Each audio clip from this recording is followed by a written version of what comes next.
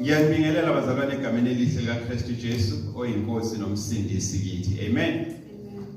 Always bafowethu kuba mnandi uma sihlangene egunjini eliphezulu. Kuba mnandi uma sihlanganyele ebukhoneni buka Baba uNkulunkulu. Ngoba uma sisebukhoneni buka Baba uNkulunkulu kune perfume, kune fragrance esiphuma sinuka yona. Ingakho uNkulunkulu ethi mesibuka thina as people abasaphile emhlabeni abamukela uKristu njengenkosi uJesu athi I see you manifesting nginibona ni manifesta that fragrance kaKristu ukuze ukuthi noma nihamba phakathi kwabantu fragrance iphunga neperfume emithayo enikhiphayo kube yiphunga elikwazi ukumagneta abantu libe noma ibuthe libabuthele kuKristu Jesu ukuze nabo babe yibutho lensindiso likaKristu Jesu. Amen. Hallelujah. Ilandela lento. That is why iscripture musihlola iscripture sithi thina kulabo bantu abayamukelayo itestimony kulabo bantu ababamukelayo ubufakazi kukaKristu Jesu esibatshela ngabo kubona sifaniswa nephunga eliletha ukuphila kokuphila okuphethe inguna phakade kumuntu. Mase kuthi kulabo bantu esithi mesitestifya kulabo bantu esithi mesifakaza ngoKristu Jesu basimise noma basixoxe noma bayirejecte bayinqabe itestimony bayinqaba bunqabe ubufakazi bukaKristu esibanika bona. uNkulunkulu uthi kithina singawali ngalabo bantu ngoba kulabo bantu siyiphunga a stench of death. Siyiphunga iphunga elithwele kubo ukufa meaning elithweleni ijudgment.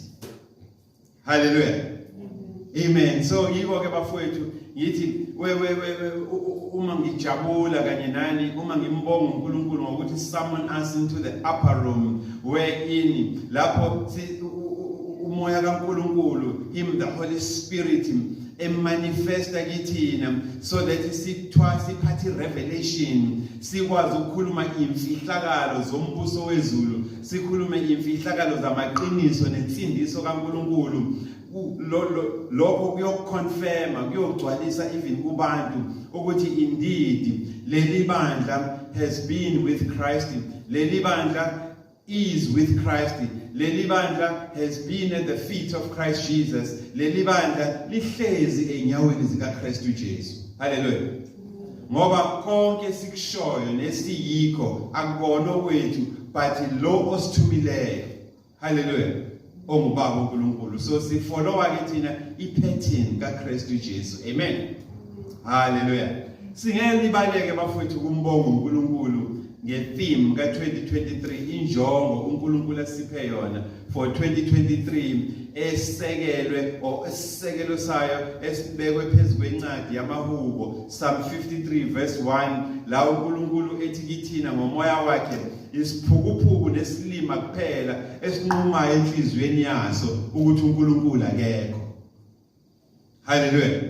Uma sibuza emoyeni uma sibuza esimeni sikamoya ukuthi Lord siyokubabona kanjani abantu abayiphukuphuku uNkulunkulu uthi niyokubabona ngokonakala icorruption. Amen. Ngokwescripture uNkulunkulu uthi these unscrupulous men they will creep into the system of God. Labantu abacabanga ukuthi bayihlakaniphi kanti bamaqili bazongena sinyenyela ezintweni zikaNkulunkulu naseyindabeni zombuso kaNkulunkulu mase befika baphendukezela iqiniso likaNkulunkulu balembathisa amanyala abo. Nize nicabanga ukuthi ngenxa yesikhathi eside nihlezi ngaphansi komuntu ofundisa amanyala akhe amboza iqiniso the righteousness of God ngenxa yesikhathi eside esishumayeza lo muntu esitshela ngalamanyala akhe azaphenduke lamanyala akhe ireality aphenduke neqiniso kithi ebengelona iqiniso. Hallelujah. Izimo lezi esibhekana nazo bafowethu empilweni uNkulunkulu uthi niyokubabona labantu ngokuthi babe nobuthi babe poisonous babe nokubonakala okunobusathane phakathi kangangokuba abanye babo boze bangikhombe mina Jehova ngenjumbane bangikhombe emehlweni baze bangithinte esiphongweni ngomunwe bathi ngenza iphutha ngokuthi ngibanike lobulili abayibona. Hallelujah. Owesimame uyothi mina wenze iphutha ngokuthi ungenza umuntu wesimame. Owesilisa athi wena uNkulunkulu wenza iphutha ngokuthi ungenza umuntu wesilisa. Amen. These people bayosha babe nentshisakalo okhalelana bebodwa abesilisa bakhalela nokugqekezana nabesimame bakhalela nokubhekezana. Hallelujah. Niyobabona kanjalo ke labantu mesihleze egunjini eliphezulu the upper room with him the spirit of truth sihlezi nomoya kaNkulunkulu uthi uNkulunkulu there is nothing right ayikho into eright ngalabantu ngisho ngazama ubafihla ubagubezele ushaye ngathi awuboni they will always pop their head uzama ubaprotect ubavikela bayoyiveza. Hallelujah. Ngisho benyonyoba iqolo liyavela. Amen. There is nothing right about them. Hallelujah. Ubezwa ngisho nangefilosofi asebeyilethe esontweni esekuyiyona bashumayela ngayo esontweni bashumayela ngeincwadi zabo abayibhalile nezabangani babo ezibhalwa abangani babo bayeke ukufundisa nokushumayela ngani ngezwi leqiniso. Hallelujah. But manje sebeshumayela ngani ngeincwadi zabangani babo baze bayoshumayela nangefilosofi abayifunde esikoleni ubabone benifundisa ngeeschatology benifundisa ngohermeneutics benifundisa ngazo zonke izinto lezi baze banike namagama amasha kaNkulunkulu abanye bambize ngoTrinity abanye kuningi bafowethu. Hallelujah. Niyobabona kanjalo because there is nothing right with these people. Ayikho into right ngabo. Hallelujah. Niyizwa lento engisho abafowethu. Abanye boze nine nabafundisi enabafundisi bandayisela ingubo. Hallelujah. Nigqoka ingubo. Hey Nkosi yami. Niyizwa lento bafowethu. Abanye baze banifake nezinto ezithile emqaleni. Bathi izo lezokhombisa ubungcwele benu ube wena ufane nethuna elikhonkela lihle ngaphezulu kodwa ngaphakathi ligcwele impethu nokhololo wakho logqokile nengubo enkulu oyigqokile. Hallelujah. Ingakho uNkulunkulu ngezwi lakhe akhulume ngompostoli uPawulo athi uma izwi lami lehlaba lephukela kinina uma izwi lami lehlaba lephukela kuwe phenduka. Hallelujah. Ushiya indlela ohamba ngayo uhambe ngendlela entsha ekuyisa kuphi ekuphileni kwaphakade. Amen. Siyambonga uNkulunkulu bafethu ngethima siphe yona ukuthi siyavuma futhi ukuthi sizophuma sigcwala amathafa sizophuma sigcwale inkalo zonke sibashumayeza abantu siphinde sishumayezane futhi zodwa ukuthi bafethu lo uNkulunkulu enimbalekelayo lo uNkulunkulu enimele kude naye lo uNkulunkulu enimkhahlelayo nguye kanye lo uNkulunkulu enimdingayo. Hallelujah. Now to understand ke bafowethu intshumayelo yanamhlanje ukuze uyiqonde intshumayelo yanamhlanje ukuze futhi usiqonde isifundiso sanamhlanje kunezivumelwano ezithile ekumele singene kuzo thina njengebandla. Hallelujah. Ngoba uma singavumelananga zisuka nje phansi ama chances ukuthi uNkulunkulu akhulumisane nawe mancane kakhulu. Hallelujah. Ama chances ukuthi uNkulunkulu akhulumisane nawe mancane kakhulu. So kunezivumelwano ke then ekumele singene kuzona njengebandla. Hallelujah. Ukuze qhambe siyalauncha intshumayelo namhlanje vele sesinokuvumelana akasekho odonsa bhekele nomunye futhi adonsa bhekele. Hallelujah. Mohle uNkulunkulu bafethu. Hallelujah. Now ukuzeke uqonde futhi understand kahle manje ngelanguage yaseStriding sithi ukuze uqonderstand kahle ke intshumayelo yanamhlanje asivumelaneni ke bafowethu ukuthi iqiniso the truth Nkosi yami. Wow. Siyavumelana bafowethu? Asivumelaneni ke bafowethu ukuthi iqiniso alikholakali uma usuphile esimeni samanga isikhathi eside. Amanga akho azaphenduka ireality yakho, amanga azaphenduka itruth, iqiniso kuwena. Hallelujah. Uma kuzofika umuntu afike athi uzokhuluma iqiniso phezulu kwempilo yakho, wena usuphendule amanga ophila ngaphansi kwawo aba yiqiniso kuwe, kunokungamkholwa lo muntu ozokhuluma iqiniso kuwe. Ngaleyo ndlela asivumelaneni ke bafowethu ukuthi iqiniso uma usuphile ngaphansi kwesimo samanga isikhathi eside nezimfundiso ezirong isikhathi eside, uma kufika umuntu ethi yeke lento yenzayo akuyona uNkulunkulu ayidingayo nayishoyo ezwini lakhe, uba ne-discomfort. Amen. Uba nokungakholwa ukuthi hayi man. Amen. So siyavumelana kuloko bafowethu ukuthi iqiniso uma utshelwa lona usuphile esikhathini eside uphila amanga, uma kukhona umuntu okutshela iqiniso akuyizi ukuthi usheshe umkholwe. Amen. Futhi linjalo nje iqiniso libuhlungu. Siyavumelana kuloko bafowethu ukuthi iqiniso libuhlungu, futhi iqiniso linako ukuthi likunike lowo muzwa wongakhululeki umulizwa. Amen. Ngiyacabanga ukuthi abaningi bethu uma ngizokwenza umzekelo, abaningi bethu uma nje say for example mina ungivakashele ejele ngiboshiwe kuthiwa ngibulale umuntu. Amen.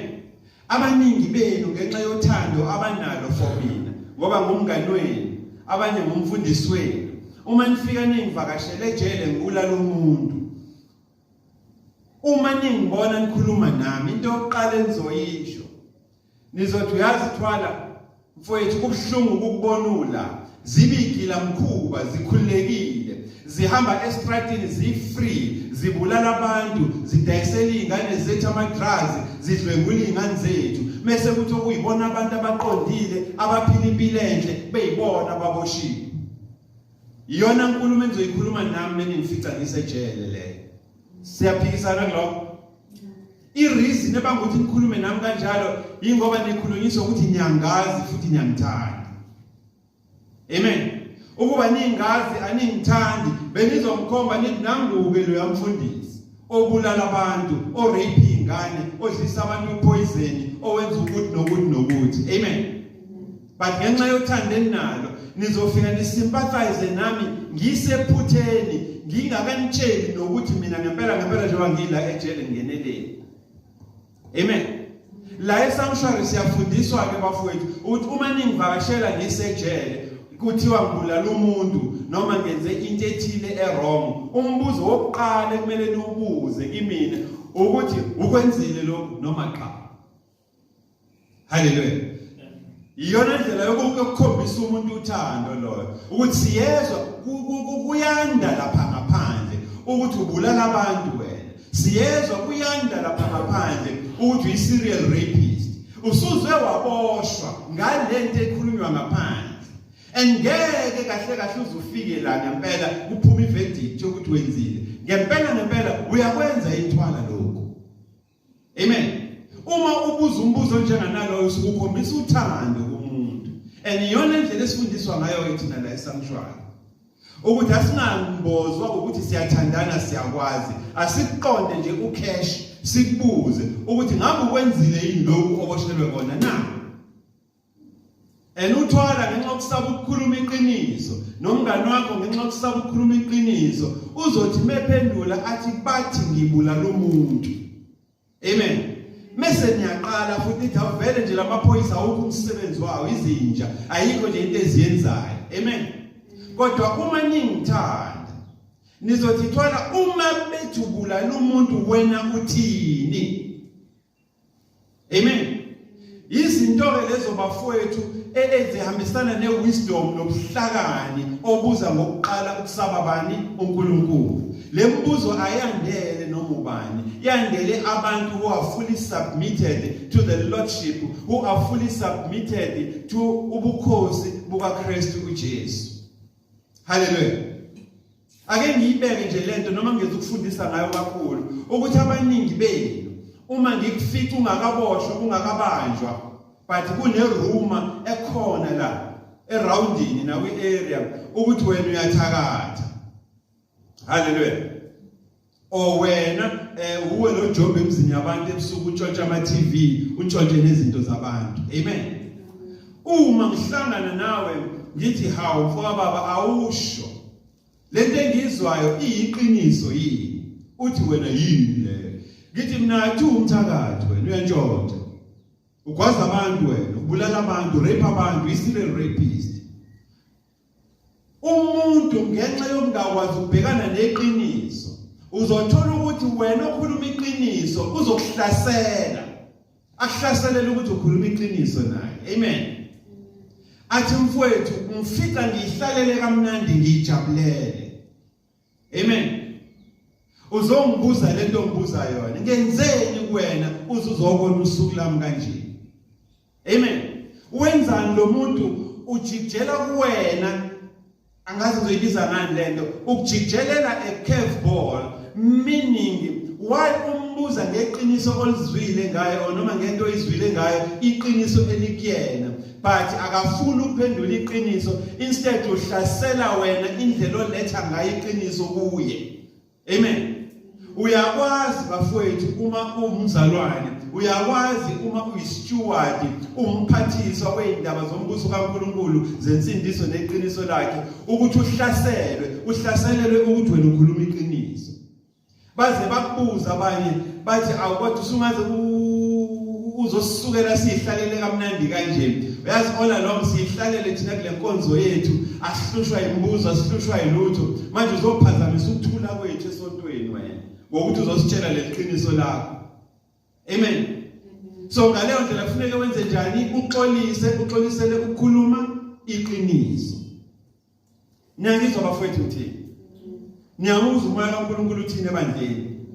Siphila kuleso sikhathi la ukhuluma iqiniso uhlaselwe amasosha amanga azokwenza ufile guilty, ukuthi ufile as wrong ukukhuluma iqiniso. Ngaleyo ndlela nawe uma ungenawo umgogodlo oqinile ugcina wenze njani? Uxolisela ukukhuluma iqiniso.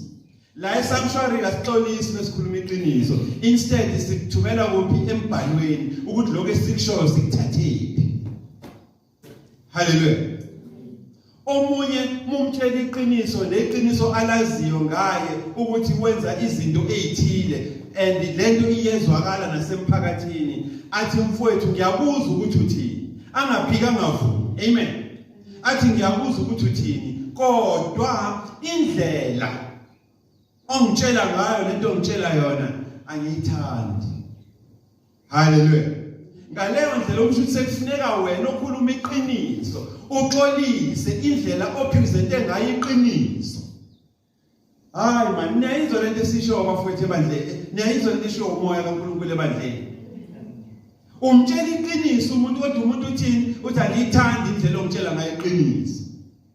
Usho ukuthi kunendlela ethile iqiniso alifuna ngayo, leyasephila phansi kwayo naphile phansi kwayo isikhathi eside. Izimo-ke bafowethu esizohlangabezana nazo lezo empilweni.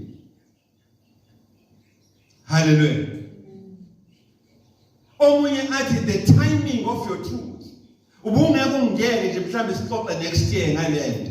Uyabona ngosesi October, sek November, sek December kumnandi ziyaduma. Hallelujah. Kungenjani ungitshele ngoJanuary lento ufuna ukungitshela yona. Hallelujah. So akwenze ufile guilty for i-timing yakho, isikhathi omtshele iqiniso ngaso. Mase kufuneka wena wenze njani? Uxolise ngesikhathi opresente kuye ngaso iqiniso. Hallelujah. Izimo-ke lezo ibandla elibhekene nazo. Kanjalo nathi thina befundisi esibhekene nazo. Kangangokuba these are the reasons ukuthi singa-invitani. Kunabafundisi nje engeke sesiba-invite ebandleni ngenxa yeqiniso abalikhulumayo. asimfuni umuntu ozofikela azovusa ikhova zethu nezipoki zethu namazombies ethu abazalwane esesiwaproduce. Hallelujah. So siyavumelana ke bafowethu now that seniyalazi iqiniso ukuthi iqiniso linjani alikholakali futhi libuhlungu nje linjalo liyakwazi nokukunika lowo muzwa wongakhululeki ngalo. Amen. Kodwa at the end of the day iqiniso masulamukele liyakukhulula. Siyavumelana. Number 2, siyavumelana ukuthi kungcono ukulinyazwa ngeqiniso noma iqiniso kunokududuzwa ngamanga.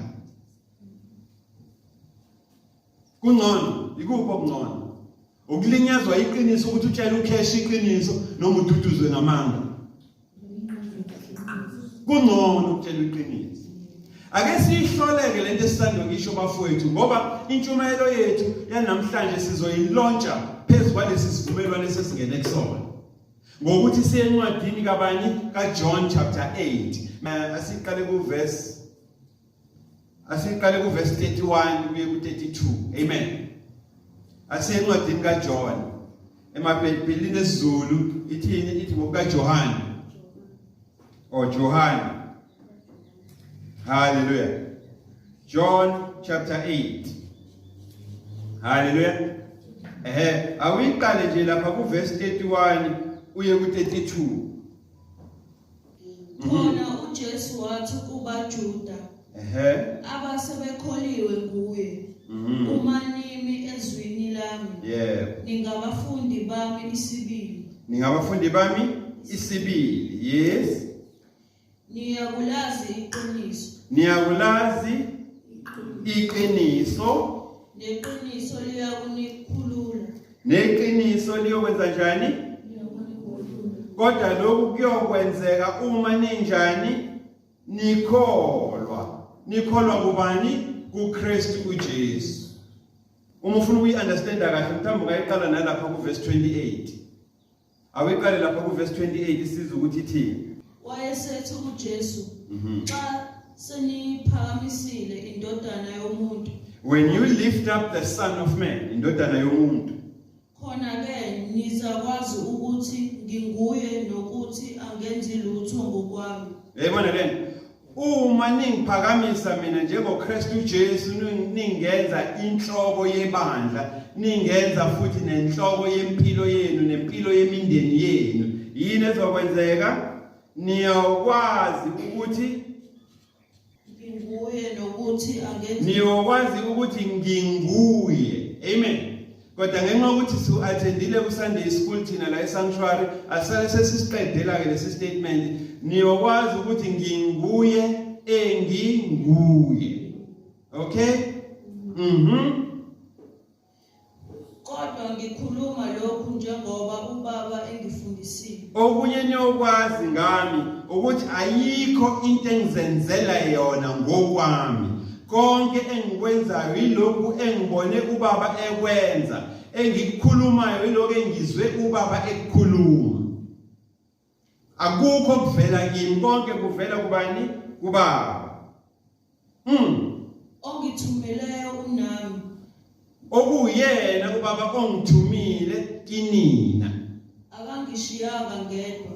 Njalo nje ekungithumeni kwakhe alukho nolulodwa usuku la angishiya khona. Uhlale enami ukuze kugcwaliseke umbhalo ukuthi ubaba ungu-Emmanuel, a God that is always with us. Ubaba unguNkosi nathi, inkosi ehlale inami njalo.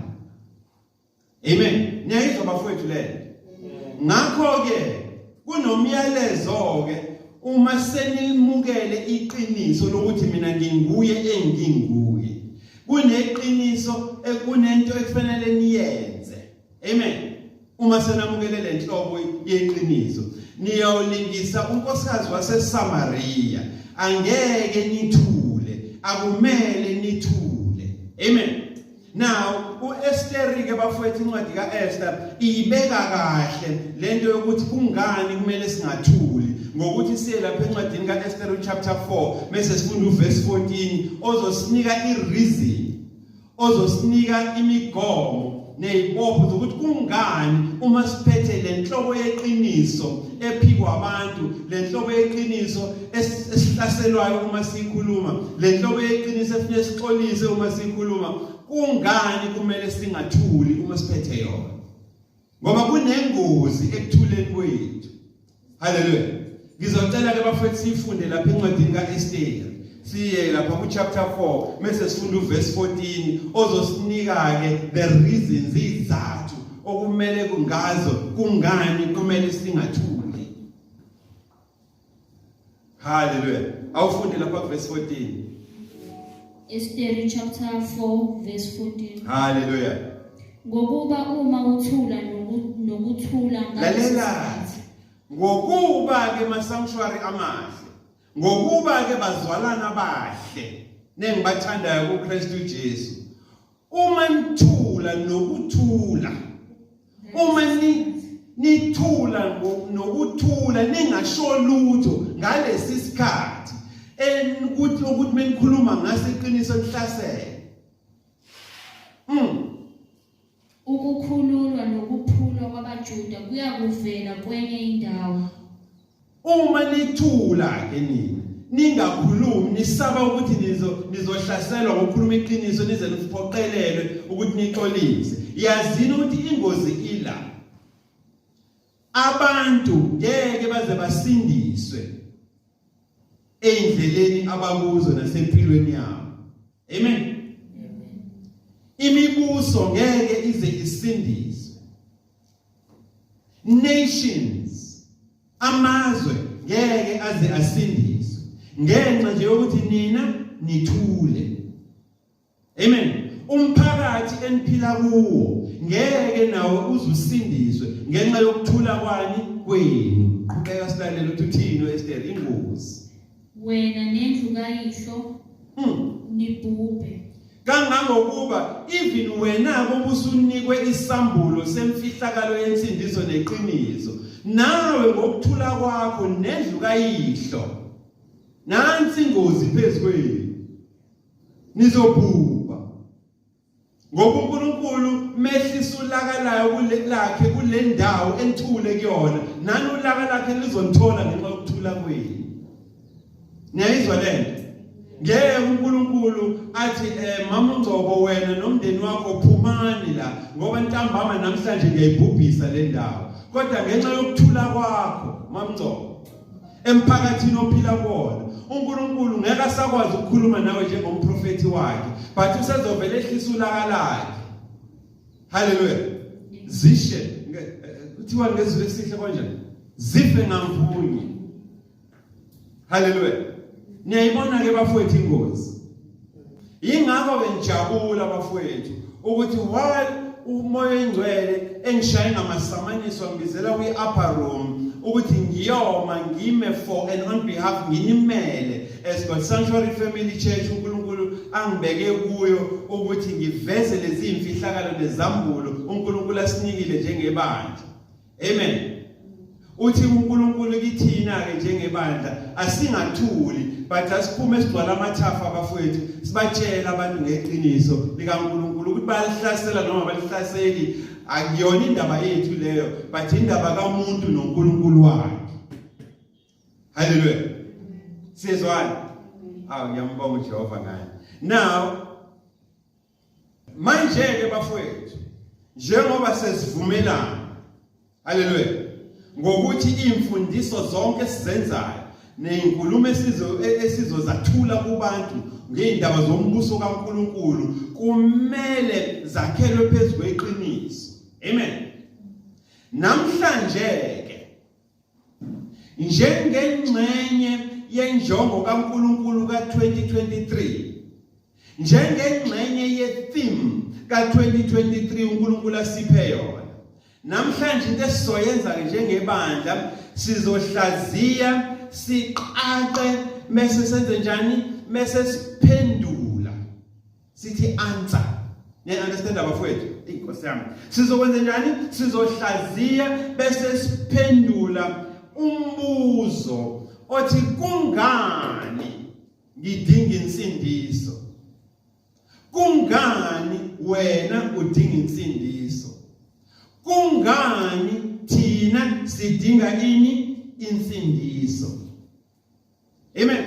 Iwona mbuzo ke lo wozofuna uphendule namhlanje ngaphambi kokuba sigoduke. Kungani mina Twala ngidinga ivangeli lensindiso? Kungani wena udinga ivangeli lensindiso? Kungani thina sidinga ivangeli lensindiso? Suka madoda. Hallelujah. Sesisegwinjini eliphezulu manje. Icathilo sesiyikhumlile ngoba umhlaba esimphezulu kwawo ungcwele. Amen. Inhliziyo yethu manje injani? It is bowing, igebisi ikhandi yayithoba phambi kobukhulu bukaBaba uNkulunkulu. Hallelujah. Sesivumelwane sokuthi Lord, here we stand. Let your will, intando yakho mayenziwe kithi iphinde yenzeke futhi kithi nangathi ezweni lonke liphelele. Hallelujah.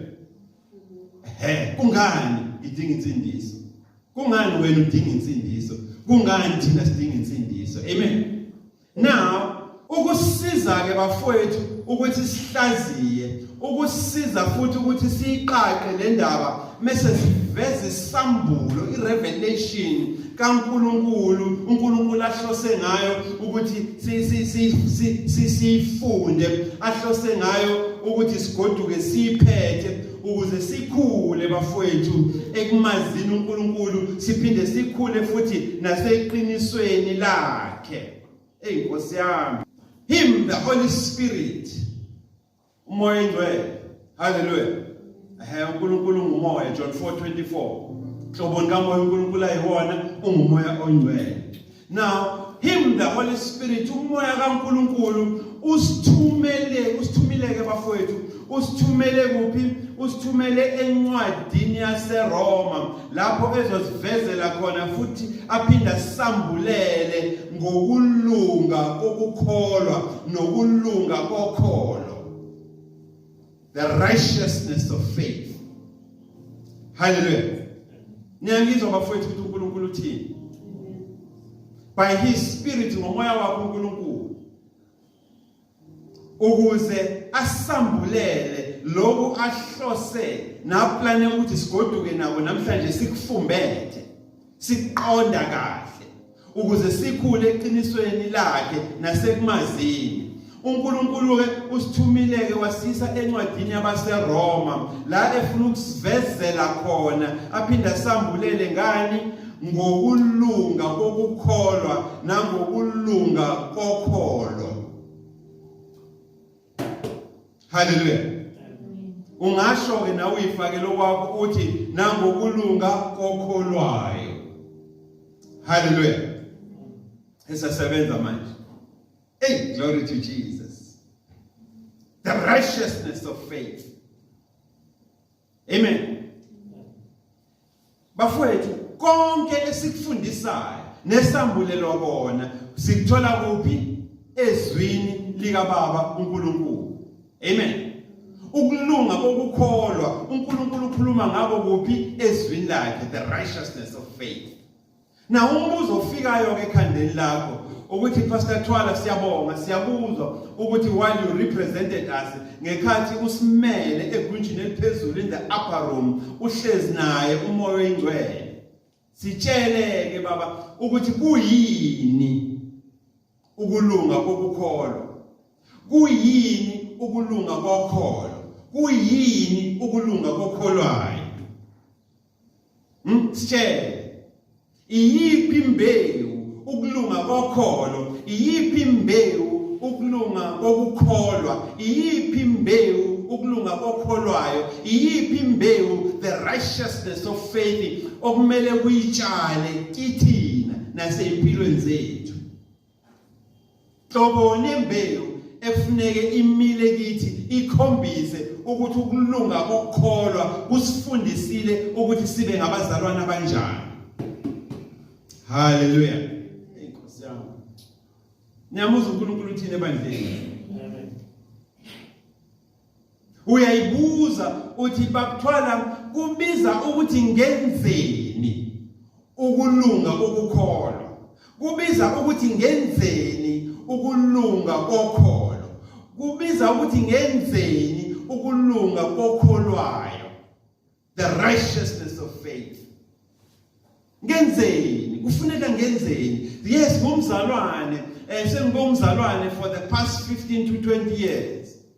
But siyambonga uNkulunkulu ngomona anawo ukuthi asivezele ukuthi ukulunga kokukholwa kusho ukuthini. Hallelujah. Now, uNkulunkulu ngomoya wakhe ongcwele usibizele wasigada wasisa kuyiphi incwadi, wasithumela kuyiphi incwadi? Incwadi yabaseRoma. Amen. Now, thina ke bafowethu sifundisiwe la esanctuary. Saphinde futhi sembulelwa ngencwadi yabaseRoma ukuthi uNkulunkulu uma esithumela noma esibizela encwadini yabaseRoma usuke ehloseni ngalolo suku, usuke ehloseni futhi ngathi. Hallelujah. Sifundisiwe ke thina la esanctuary, saphinde sembulelwa njengabaphathiswa befihlakalo yensindiso neqiniso likaBaba uNkulunkulu ukuthi incwadi yabaseRoma idila nani? Idila nokudideka komuntu. Amen. Incwadi yabaseRoma idila nani? Nokudideka komuntu. Iphinde idile nani? Nokweduka komuntu. Hallelujah. Ngesingisi sithi the book of Romans deals with the dilemma of humanity. Amen. So already the fact that uma sithatha indaba zombuso kaNkulunkulu zeqiniso sitshela abantu siyahlaselwa ngeqiniso. Ubuzo ukuthi ulithathe leqiniso, ulizwe ngobani? Libe likhona embhalweni, but ngenxa ukuthi abazalwana abayifundi imbhalo, they don't devote to the word of God. Baze bakuthethise bakuhlasele, but timing yakho i-wrong. Ulwa nokujabula kwethu. Unomona ukuthi ibandla lethu linenamba yabantu abaningi. Hallelujah. So i-dilemma ke leyo yini? Ukudideka nokweduka abantu ababhekene nawo. And umfuna incwadi masinyane ezodila nokudideka nokweduka kwabantu, kufanele kuye kuphi? Encwadini yabaseRoma. Hallelujah. Ngoba incwadi yabaseRoma ayidili kuphela nabazalwane, idila nawo wonke umuntu. So ngaleyo ndlela incwadi yabaseRoma idila nokudideka nokweduka kanye neyinkinga bafowethu abantu abahlangabezana nazo kwezokholo nasempilweni in general. Hallelujah. Ithi masiqedileke ukudila neyinkinga nokudideka kwabantu kanye neyinkinga abahlangana nazo empilweni ngokokholo nangokwempilo in general, meseke iveza isombululo. Yabona? Mesivezani bafowethu? Bese iveza isombululo nekhambi uNkulunkulu asinika lona ukuze sikwazi ukubhekana nani? Nokudideka kwethu, siphinde sibhekane nani? Nokweduka kwethu kanye nazo zonke inhlobo zeinkinga esibhekana nazo empilweni nakuphi? Ngokokholo nangani? Nangokungakholwa. Hallelujah.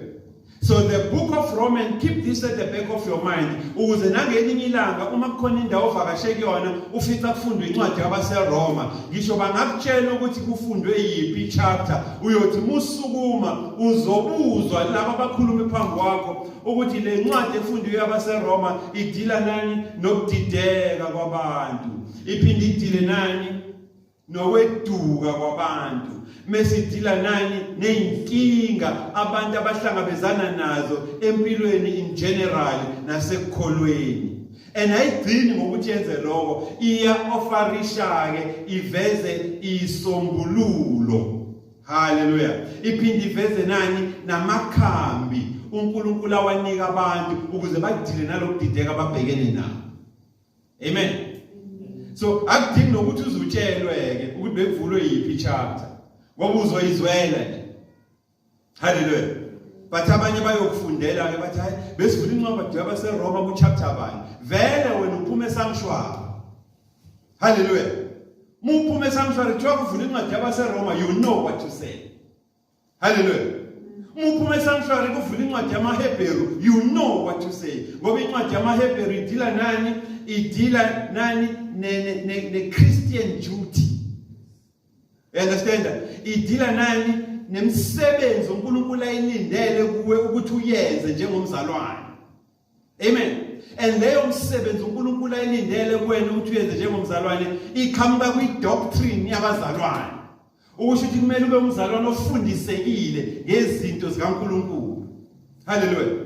So umuntu nomzalwane ebandleni odidekile ongayazi umsebenzi ekumele ayenze ukuze aziwe ukuthi usengo kaNkulunkulu, wena uzombiza uthi ake sishone lapha encwadini yamaHebheru ke siyoyihlola ukuthi uNkulunkulu uthini kuyona. Amen. Kodwa ke laba abaphuma emakolishi bazothi incwadi yamaHebheru number 1 ayaziwa ukuthi ibhalwe ubani. Thina ke esiphuma kubafundisi abangayile emakolishi safundiswa ukuthi the scriptures imibhalo yonke iphefumulele obani?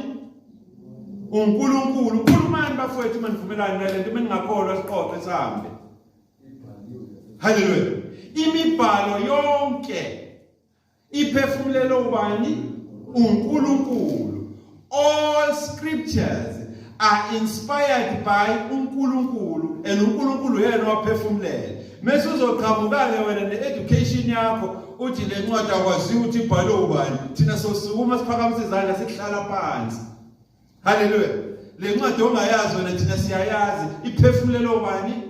uNkulunkulu. Hlala ke wena engazini kwakho noma phenduka namhlanje uthi baba ngiyaxolisa, bengithi ngizama ukuveza i-academics yami ne-education yami. Bengazi ukuthi namhlanje usuku lami lensindiso uthumela omunye wabantwana bakho ukuthi azongikhalima endleleni yefilosofi angibuyisele kuphi ezwini. Hallelujah. Sifundisiwe ke thina bafowethu la esanctuary ukuthi incwadi yabaseRoma uNkulunkulu esibizela noma esithumela kuyona usuke efuna ukudila nokudideka kwabantu, usuke efuna ukudila nokweduka kwabantu, efuna ukudila neyinkinga zabantu ababhekene nazo empilweni in general nasekholweni, abantu abanembuzo ngoNkulunkulu nangempilo. Omunye azabuza ukuthi ngifunani mina la emhlabeni, ngazelana emhlabeni. Hallelujah. Abanye baze bavula amacala babopha abazali babo bathi nangizalelana. Ngoba manje ngimelwe ama-homework esikole, kumele ngikhokhe intela, kumele ngikhokhe irent la ngihlala khona. This life is too much. Hallelujah. So ihlaziya futhi leyo nto ngelinye ilanga. Omunye azathi ingani ubuhlungu bebuningi kangaka emhlabeni, kwenze njani? Kungani abantu abakholwayo kube ngathi ibona kakhulu abahlaselekayo? Sizokuhlaziya futhi naloko sikuphendule ngokwembhalo engcwele likuphi la esanctuary. Hallelujah. Usithumile uNkulunkulu uthi asencwadini yabaseRoma. Ake siye ke encwadini yabaseRoma siye ku chapter 10. Oh, glory to Jesus. Siyasebenza manje. Hallelujah. Ngolumi lamapiyano siyahamba manje. Hallelujah. Siyahamba manje. Sikhuluma ngani bafowethu namhlanje? Sikhuluma ngokulunga kokholo nokulunga kokukholwa. Amen. The righteousness of faith. Amen. Now, ukuze si-understand the righteousness of faith bafowethu, ake siqale nje ukufunda uRomans chapter 10. Maybe awiqale nje ku chapter 1 ukuze u-understand ukuthi siphuma. Hallelujah. Kanjalo nalezi ezinye imfundiso ofundiswe zona zicorrecteke namhlanje. Amen. Khuluma ke moya ngcwele silalele. AbaseRoma chapter 10 Hallelujah. verse 1. Amen. Ekube ngathi unolaka ke namhlanje sisimufunda. Hallelujah. Because sikhuluma ngokulunga kokukholwa and we take no prisoners. We live no ashiche phezu kwelinye itshe. Asisho. Bazalwane. Awu, ukhona umuntu okhuluma kanje emstethisi. Zama ke namhlanje thethisa uSathane lokuthini. Ungathethisi ithini. Kune demoni ke namhlanje likumini. ngicela ulithethise. Bazalwane, Naso washa. ukulangazela kwenhliziyo yami nokunxusa kwami kuNkulunkulu. Wait a minute. Bazalwane. Uthini manje? Ukulangazela kwenhliziyo yami nokunxusa kwami kuNkulunkulu. My heart's desire and prayer to God. Yes. Ngabo kungukuba basindiswe. Konke efihliweke la eBhayibhelini lakho lesiZulu. Hallelujah. Awifunde eBhayibhelini lesingisi sizwe ukuthi ithini. iBhayibheli lesingisi lithi bazalwane ukulangazelela kwenhliziyo yami nokunxusa ngomkhuleko kuBaba uNkulunkulu for Israel. Hallelujah.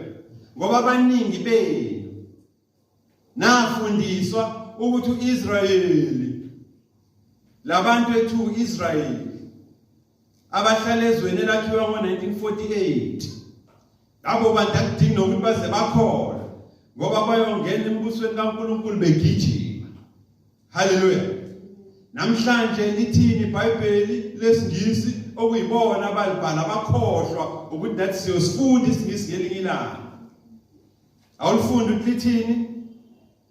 Brethren, Yes. my heart's desire and prayer to God. My heart's desire and prayer to God for bani for Israel yini is that they might be saved.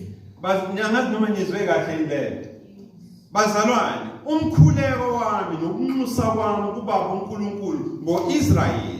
Lenazi ukuthi nina akadingeki nokuthi asazongena esontweni ngoba vele bayisizwe sikaNkulunkulu esiyongena kuNkulunkulu sigijima. Umkhuleko wami kumele niwezwe namhlanje ukuthi benze njani basindiswe. And leyo nto iyatshela ukuthi kusho ukuthi there is something about Israel esifundisiwe engelona iqiniso. Hallelujah. Kungamanga ke then ukuthi uIsrael unjani usindisiwe. Kusamele noIsrael enze njani kanye nathi. Niyabona le? Uma kuukuthi basibiza ngabezizwe nabo ke uma kuukuthi abona bezizwe kumele kanye nathi singabezizwe ukuthi benze njani basindiswe. So the assumption ukucabangela njengabazalwane namabandla abantu abamnyama ukuthi uIsrael usindisiwe lokho kuyini kungamanga. Uma ufuna ukuprova lokho iya kuphi encwadini yabaseRoma ziningi singayizona. Amen. Incwadi yabaseRoma chapter 10 verse 1 uyakhuluma uPaul la uthini? Uthi brethren bazalwane. Awifunde ngesiZulu. Bazalwane. Bazalwane. Yes. Ukulangazela kwenhliziyo yami. Ukulangazelela kwenhliziyo yami. Nokunxusa kwami kuNkulunkulu. Nokunxusa ngikhuleka kuBaba uNkulunkulu. Ngabo. Ngo-Israel. Kungukuba basindiswe. Kuwukuthi uIsrael enze njani? Asindiswe. Asiqale nje lapho because kufanele sikhulume ngandina ngokulunga kokukholwa, ngokulunga kokholo, ngokulunga kokholwayo. Ngoba kunomahluko between umuntu okholwayo nongakholwa. Ngisho ngathi wena uphethe bloodline kaJesus. Ngisho ngathi wena uyisizwe sikaNkulunkulu aphuma iqhubu nje eceleni abanye baba abantu bezizwe. Kunento ekusadinga ukuthi uyenze ukuze uhlangabezane noNkulunkulu ukuthi wenze njani usindiswe. Sizofunda nje bafethu iqiniso li uncomfortable ekuqaleni but the more sifunda nizogcina nilijwayele. Bangakabe bekholwa all along ukuthi thina kuphela abantu abamnyama efuneke sinxuse kuNkulunkulu ukuthi sibone umbuso wezulu. Israel bona abantu amaJuda nani are right. Abanye baze bafise nokuba amaJuda. Bakhona phakathi kwethu. Yebo. Hallelujah. Kungani ke umpostoli uPaul ekhuluma kanje? Uverse 2 uthini ngesiZulu? Ngokuba ngiyabafakazela ukuthi bashisekela uNkulunkulu kodwa kungekokuqonda. Awuyiphinde futhi. Ngokuba ngiyabafakazela ukuthi bashisekela uNkulunkulu kodwa kungekokuqonda. Hallelujah. Manje kuthiwa iBhayibheli lesizulu lolufundayo. Amen. Angazi noma uyezwa yini ukuthi lithi. Uzwile verse 2 to 10. Iyona ndlela esikhuluma ngayo leyo mesikhuluma isiZulu. Asikhulumi kanje mesikhuluma isiZulu. Not unless ekhona phakathi kwethu ongangitshela ukuthi big 2 la. Nizwile ukuthi 2. Asiyibuyiseke bafethu siyibuyisele esiZulwini esizoqondwa yiwo wonke umuntu. Ngokomthetho befune ngabe uverse 2 ufundeka kanje. Funa ngabe uverse 2 ukuthi ngoba nginobufakazi obugcwele, nginobufakazi obuphathekayo, nginobufakazi obuqandula ikhanda ngoIsrayeli. Lobufakazi buukuthi labantu laba banentshisakalo kaNkulunkulu, banentshisakalo futhi ngoNkulunkulu. Kodwa intshisakalo abanayo ngoNkulunkulu, intshisakalo abanayo nangoNkulunkulu ayakhelwe esisekelweni sezwi. Amen. Ayakhele esisekelweni sezwi. Ngakho ke ukuqonda kwabo kufishane, ukuqonda kwabo kuyashoda. Hallelujah. Iyiphi indlela engcono yokuchaza leli verse olifundile le esanda kuyihlaziya manje verse afile ebhalwe eBhayibhelini lesizulu? Ingcono lesanda kuyihlaziya manje. Niyayizwa lento bafowethu? Izwakele ngiphini. Ngizoyifunda slowly because nami ngiyichaza ngigijima nayo. Umpostoli lapho verse 2 uthi uma eseqeda ukuthi isifiso senhliziyo yami nokunxusa kwami kuNkulunkulu ngomthandazo for uIsrael lena ukuthi dina usindisiwe akudingi nokuthi azakholwe ukuthi basindiswe nabo njengani nina abanibiza ngabe zizwe. Ingani usho kanje wempostoli?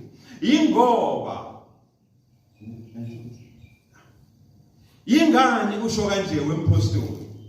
Ingoba nginobufakazi mina engiphila phakathi kwabo nengiphila nabo. Hallelujah. Nginobufakazi obuphathekayo, nginobufakazi futhi obuqandula ikhanda ngabo. Uyini lo bufakazi?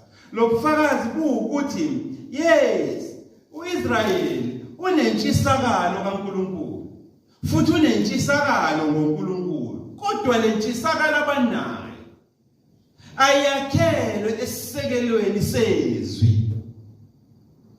Amen. Angithi niyakhumbula ukuthi scripture sithi faith comes by hearing and hearing by the word of God. So ukholo lapho kumele lakhelwe kuphi? Esisekelweni sezwi.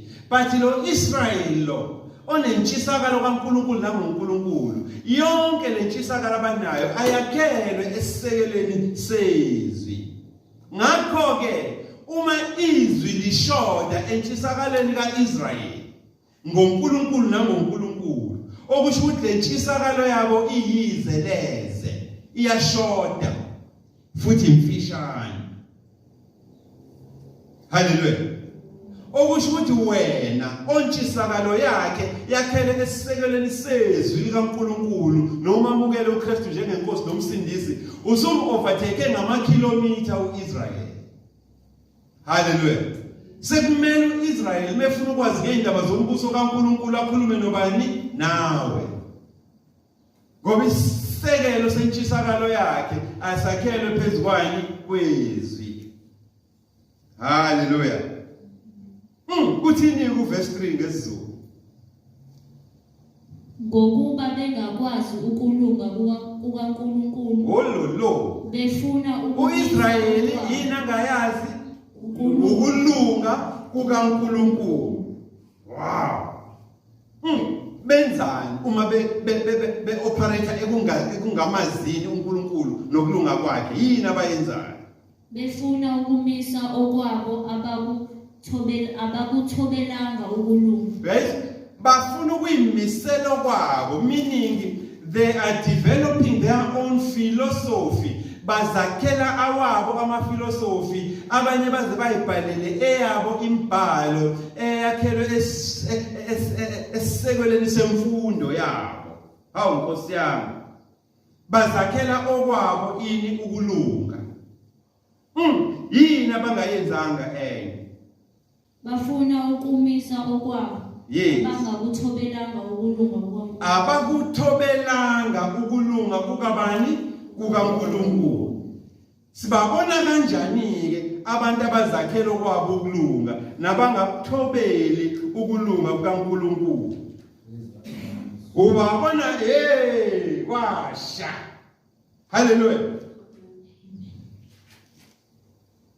Our psalmist uthi ubabona kokuKholwa. Hallelujah. Ubabona ngokugqoka ingubo beyabantu besilisa. Amen. Akusho mina. Kushisa mistake. But lezi zinto bayigqokela to appear holy. Hayi ngoba be holy. They want to appear holy. Ngisho kunomcimbi ekhaya bafuna ukuthi bahlaliswe ematafuleni aphezulu ngoba ugqokeni ukhololo noma ugqoke umjiba othile okhombisa ukuthi mina ngiyini, ngumfundisi. Uzusho umbhalo ubafanise namathuna akhonkwe kahle, enziwa kahle ngaphandle kodwa ngaphakathi agcweleni impethu. Hallelujah. Bayaphuma embhalweni kaNkulunkulu baze baqhamuke nawabo ama-philosophy amanye size sicabanga ukuthi a-correct abizwa nge-sinner's prayer. Hallelujah. Umbuza ukuthi i-sinner's prayer wendoda uyithathaphi? Uyithathaphi lento eshoyo? Sicela usise kwi-scripture la sofike sifunde khona nge-sinner's prayer, ngoba uma kukhona i-sinner's prayer surely khona ne-serial prayers prayer. Hallelujah. Amen.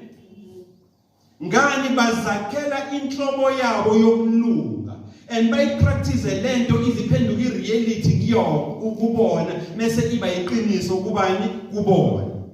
Hey man, mulana zonke lezo zinto siyamelana nazo. Hallelujah. Baze banifundise nange-Trinity. Mubuza ukuthi uyithatha lento eshoyo ahluleke ukuyisupport eBhayibhelini. Unokuba asho nje aphumela bathi hayi umbono wami lo. Hallelujah. Akubona umbono kaKristu. Let this mind which is in Christ Jesus be manifest in you. Lo mqondo kuKristu Jesu mawube kini as well. Okwathi noma ezazi ukuthi uNkulunkulu kodwa wakhethani ungayiphakamisi.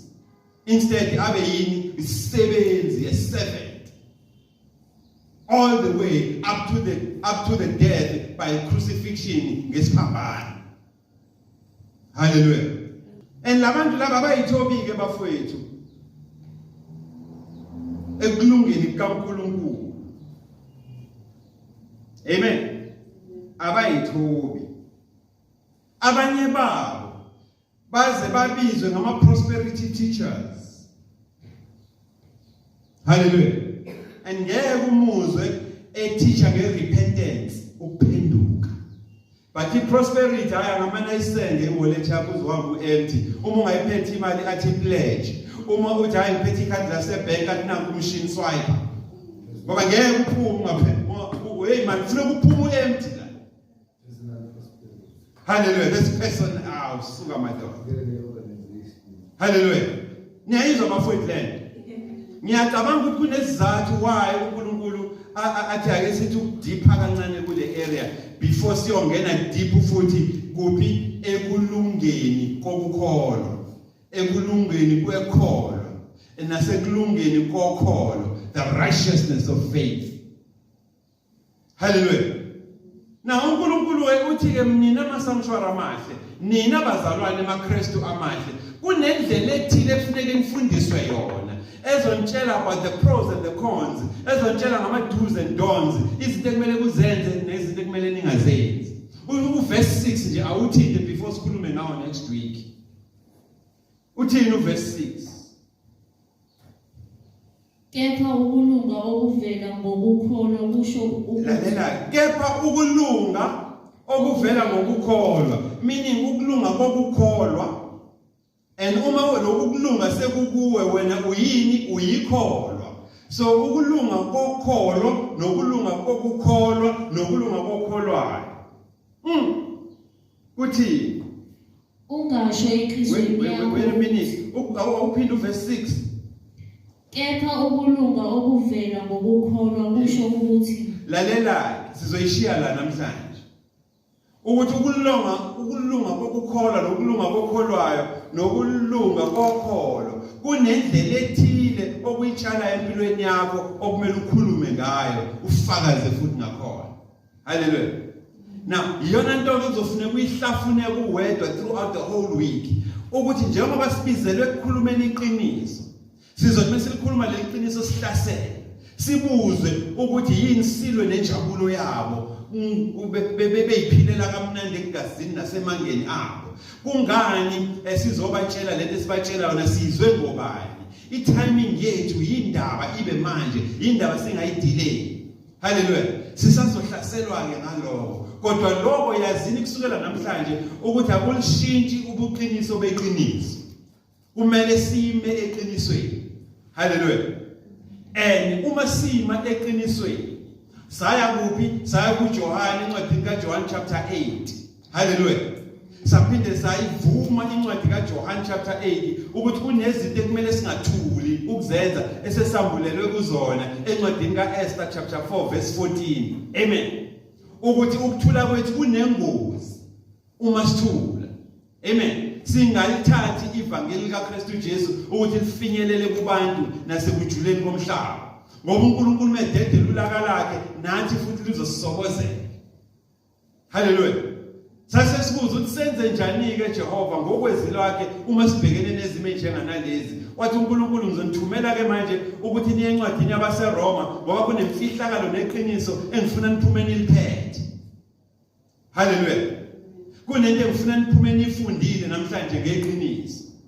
Hallelujah. And lento sizoyakhela kuphi? Ekulungeni kokukholwa, the righteousness of faith, the righteousness of a faithful, ekulungeni kokukholwa nokukholwayo. Ngoba mase nakhele phezulu kwalesi sisekelo akukho kuyomelana nani nokuyakunimisa ekushumayeleni iqiniso nasekufundiseni abantu iqiniso. Hallelujah. Bothi bekhuluma ngalokho nalokho nithi siyayazi lento enisho ukuthi nithathaphi. Anithathe ezwini but nithathe college la niphuma khona. Uyihlu sathana. Hallelujah. Nyayizwa bafowethu. So sizobe sesihlaziya ke kahle next week sesilontsha ke manje ukulunga kokholwa, ukulunga kokholwayo nokulunga kokukholwa ukuthi yiphi imbewu okuyitshala empilweni yethu ukuze sithi mesilontsha sazi ukuthi sifune sikhulume esithini kuyini ukulunga kokukholwa. Banga uNkulunkulu anganibopha ke bafowethu ngebhande lakhe likamoya. Nihlale nje eqinisweni lokumazi ningasheki. Eninganyakaziswa yimi noma yipi inhlobo yemoya. But nime eqinisweni lokumazi uNkulunkulu. Hallelujah. Stay sealed always in the Holy Spirit of promise until we meet again. Amen.